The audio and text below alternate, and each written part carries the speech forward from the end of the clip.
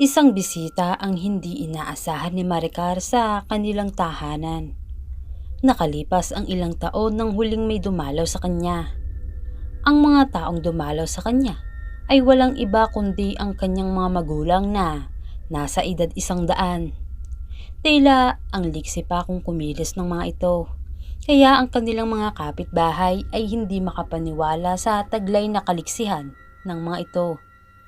Kaya bumisita ito kay Maricar ay nais lang daw nila na siguraduhin na ligtas ang kanilang anak at ang kanilang magiging apo.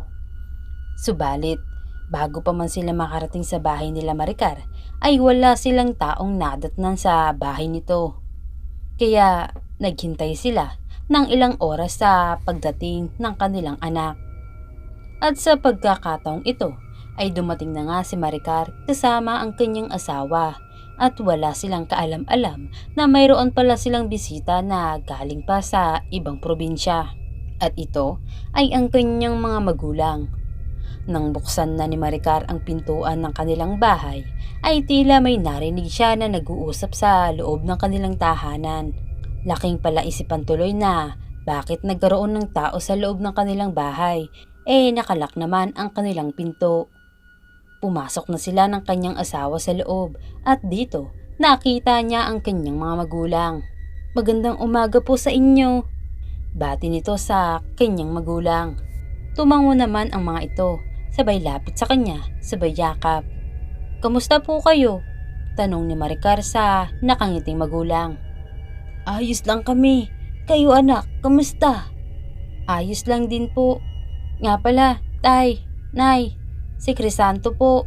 Yan yung ikinuwento ko sa inyo dati nung unang bisita niyo sa akin.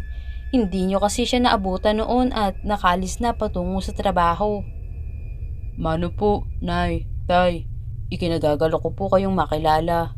Tugon ng asawa ni Maricar sa mga magulang nito.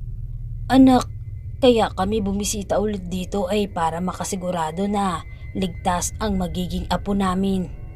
Nagulat naman si Maricar sa sinabi ng kanyang nanay. Alam pala nila na buntis siya. Tinanong ni Maricar kung paano sila nakapasok sa loob ng bahay at saan sila dumaan. Tumawa lang ang mga ito, sabay wika na, "Naku anak, para ka namang hindi nasanay sa amin." Wika ng kanyang ama. Kilala palang mahusay na albularyo ang kanyang magulang sa kanilang probinsya at napabalita na marami ng aswang ang napabagsak ng mga ito. Kaya pala bumisita sila kay Maricar ay para siguraduhin ang kaligtasan ng kanilang anak.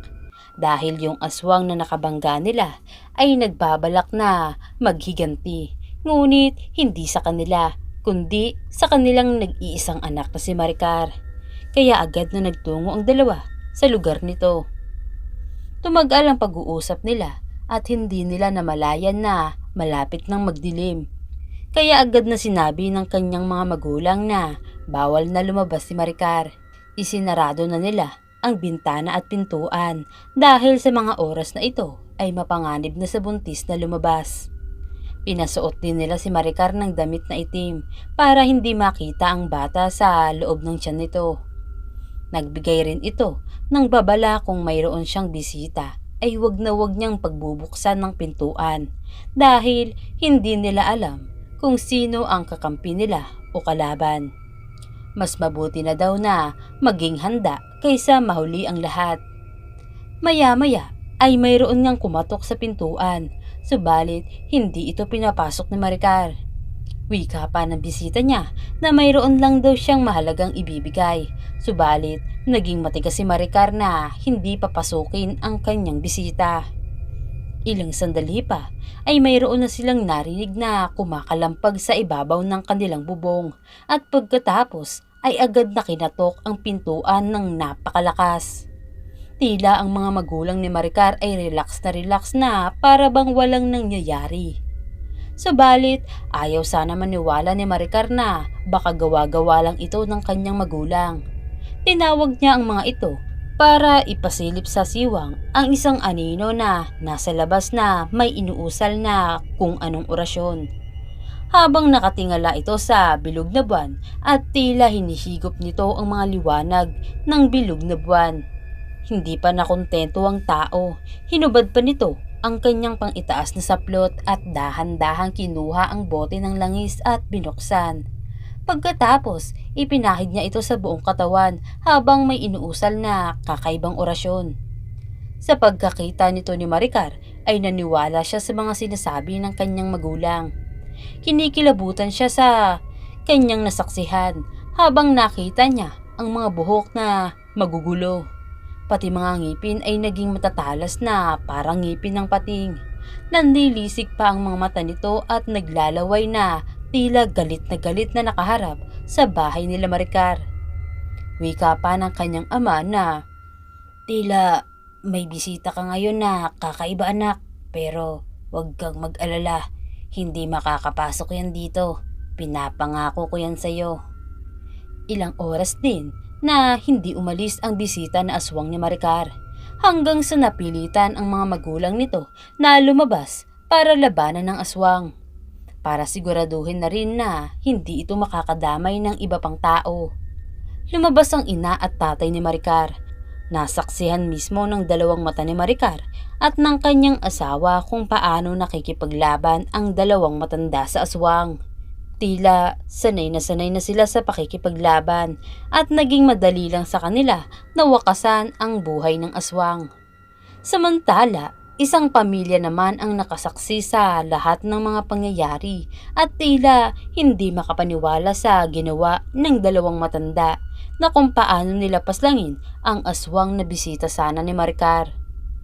Namangha ang pamilya sa dalawang matanda dahil sa taglay na galing sa pakikipaglaban. Pagkatapos mapaslang ang aswang ay nilapitan ng matanda ang pamilya na nakakita sa kanila. Agad na kinausap ang mga ito na ilihim na lang nila ang kanilang nasaksihan sa gabi na ito. Pagsapit ng umaga ay agad na kumalat ang balita sa lugar nila Maricar na mayroong isang tao na hindi nila kilala na namatay sa hindi nila malamang dahilan. Subalit walang kaalam-alam ang mga tao doon na isa pala yung bisita ni Maricar na may taglay na kapangyarihan na magpalit ng anyo bilang aswang. Yung pamilyang nakasaksi sa pangyayari ay tikomlam ang mga bibig at walang ibinahaging impormasyon kung sino ang namatay. Nanatili pa rin ng ilang buwan ang magulang ni Maricar sa kanilang bahay upang makasiguro talaga naligtas ang kanilang apo.